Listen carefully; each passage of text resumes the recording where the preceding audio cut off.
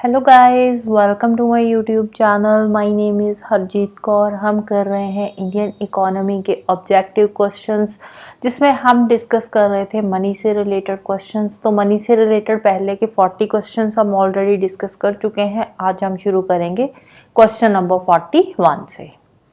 तो question number 41 है, as we all know Indian money market is divided in 3 sectors: organized sector, unorganized sector and cooperative sector. Call money market is the part of which of the following sector?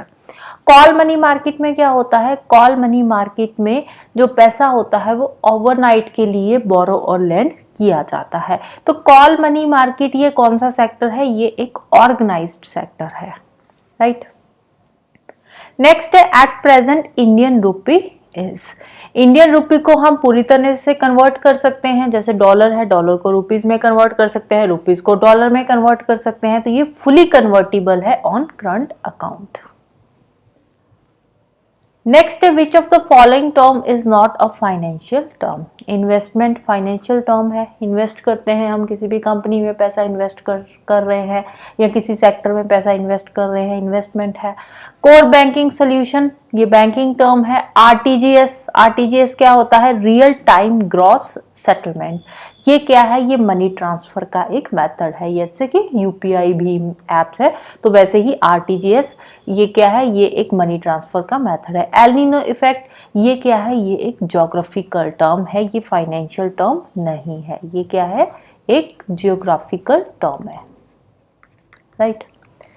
Next है, which of the following is not a mode of foreign capital inflow to India? FDI, foreign direct investment, foreign capital inflow आता है, foreign की capital India में आती है। FPI, foreign portfolio investment, इसमें भी foreign capital India में आती है। एनआरआई काउंट्स, एनआरआई क्या होता है? Non resident of India. India का कोई पर्सन है, वो किसी और कंट्री में जाकर काम कर रहा है, जैसे फॉर एग्जांपल दुबई में या सिंगापुर में, मलेशिया में, कहीं पे भी जाकर काम कर रहा है, तो वो इंडिया में एनआरआई अकाउंट ओपन कर सकता है, जिसमें अपने पैसा जो है उसको सेव करके रख सकता है।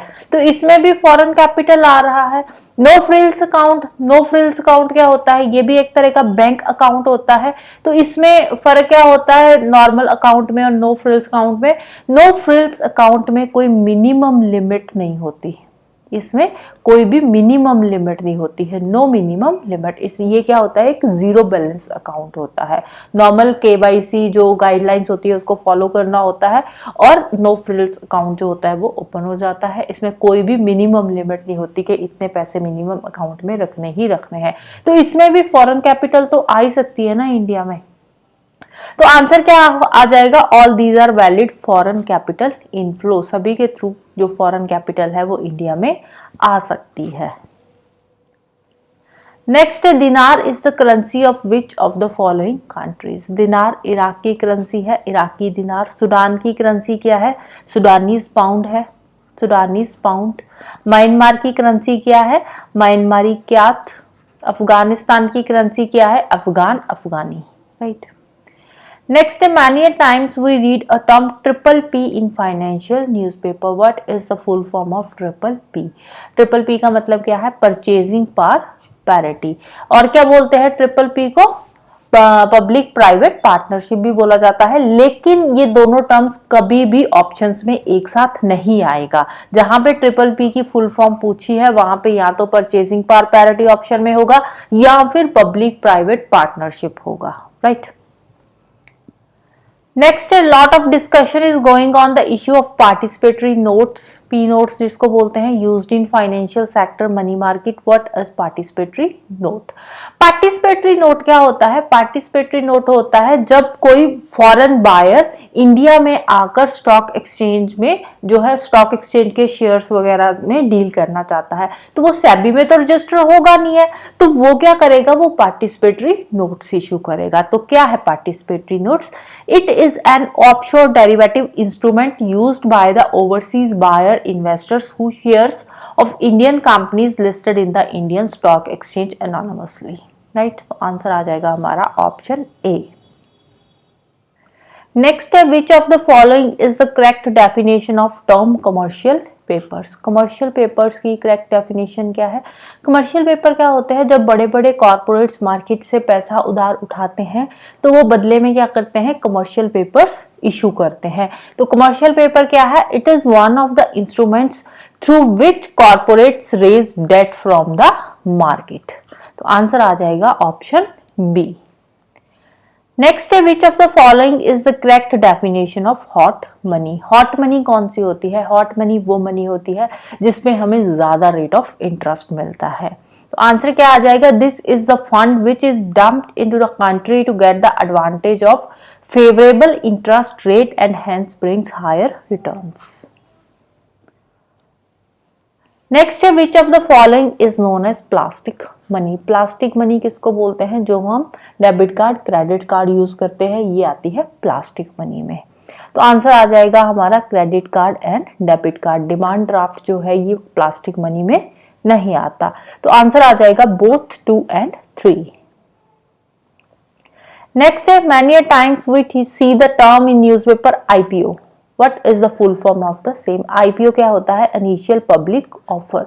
जो कोई भी कंपनी आती है प्राइमरी मार्केट में, जो फर्स्ट टाइम अपने शेयर्स इशू करती है, तो उसको बोलते हैं IPO। नेक्स्ट है, Federal Reserves in the financial organisation of. Federal Reserve कहाँ की फाइनेंशियल ऑर्गेनाइजेशन है? ये यूएसए की है। नेक्स्ट है, what is the Indian depository receipt? Indian depository receipt क्या है? इंडियन डेपोजिटरी रिसीट होती है जब कोई भी कंपनी अपने इक्विटी शेयर्स इशू करती है तो उसके बदले में जो रिसीट इशू की जाती है उसको बोलते हैं इंडियन डेपोजिटरी रिसीट। तो ये क्या है? An instrument in the form of depository receipt created by the Indian depository against underlying equity share of the issuing company. Next है, in the capital market the term arbitrage is used with reference to. Capital market में arbitrage का मतलब क्या होता है? Arbitrage का मतलब होता है जो सिक्योरिटीज की सेल और परचेज होती है, जो सिक्योरिटीज को खरीदा बेचा जाता है उसको बोलते हैं आर्बिट्रेज। तो आंसर आ जाएगा simultaneous purchase and sale of securities to make profits from price. Next है, currency swap is an instrument to manage. Currency swap क्या होता है? करेंसी स्वैप का मतलब होता है करेंसी को चेंज करना, जैसे रुपये को डॉलर में चेंज करना, डॉलर को पाउंड में चेंज करना या पाउंड को रुपये में चेंज करना, इसको बोलते हैं करेंसी स्वैप। तो ये क्या है? Cash flows in different currencies. Next है, money laundering normally involves. Money laundering में क्या होता है? मनी लॉन्ड्रिंग में 3 प्रोसेस होते हैं, इसके 3 स्टेजेस है। फर्स्ट क्या है? Placement of funds, second layering of funds, third आती है integration of funds. Placement of funds में क्या होता है? जो डर्टी मनी होती है उसको हम सर्कुलेशन में लाते हैं। सर्कुलेशन में कैसे लाया जाता है डर्टी मनी को? जैसे किसी भी कंपनी में अपना आईपीओ इशू किया या फर्स्ट टाइम शेयर्स इशू किए हैं, तो वहां पे जो ब्लैक मनी होती है या डर्टी मनी होती है उसको वहां पे लगाया जाता है। फिर उसके बाद उसकी लेयरिंग होती है। लेयरिंग में क्या है? उस मनी को, वो जो पैसा है जो हमने आईपीओ में इन्वेस्ट किया है, वो पैसा मार्केट में अलग अलग जगह पे पहुंचेगा और लास्ट में वो पैसा एज अ व्हाइट मनी बन के वो क्या आ जाएगा? मार्केट में हमारी इंडियन इकोनॉमी में सर्कुलेट करने लगेगा। तो ये है मेथड मनी लॉन्ड्रिंग का, राइट। तो आंसर आ जाएगा इसमें option D, all of A, B and C. Next है, एफडीआई रेफर्स टू। एफडीआई क्या होता है? Foreign direct investment. Call money जहां पे हम पैसा ओवरनाइट के लिए बोरो करते हैं, तो आंसर आ जाएगा मनी बोरोड और लेंट फॉर ए डे और ओवरनाइट। नेक्स्ट है, which is the first Indian company to be listed in NASDAQ. NASDAQ में सबसे पहली कौन सी कंपनी लिस्ट हुई थी हमारी इंडिया की?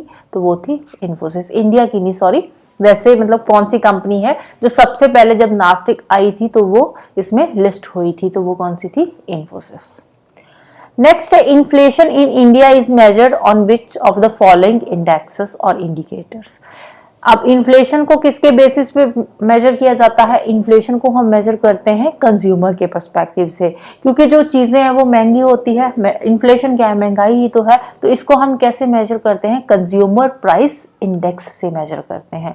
प्राइस इंडेक्स 2 तरह का होता है, कंज्यूमर प्राइस इंडेक्स और होलसेल प्राइस इंडेक्स, और इन्फ्लेशन को मेजर करने के लिए हम यूज करते हैं कंज्यूमर प्राइस इंडेक्स, राइट।